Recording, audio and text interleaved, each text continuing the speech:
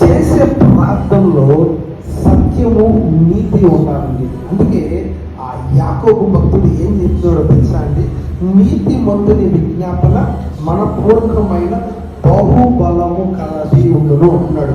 ఇక్కడ చూడండి, ఇక్కడ చేసే ప్రార్థనలో నీతి కనపడాలి. ప్రియమైన సంగమా, చూడండి, మనం చేసే ప్రార్థనలో నీతి కనపడకపోతే కార్యము జరగదండి. ఎప్పుడు కార్యము జరిగిందంటే చేసే ప్రార్థనలో నీతి ఉంటే దేవుని చెయ్యి పని చేస్తుందండి.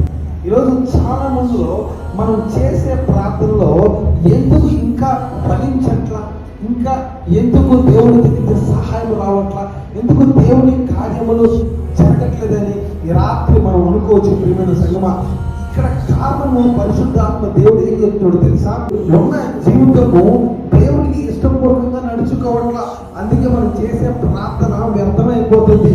మనము చేసే ప్రార్థన అంటే ప్రార్థనకు మునుపు ఉన్న జీవితం, చేసే ముందు ఉన్న జీవితం ఉండదు చూసారా, అది ప్రభుకి ఇష్టపూర్వకంగా ఉండాలి. ఆమేన్, హల్లెలూయా.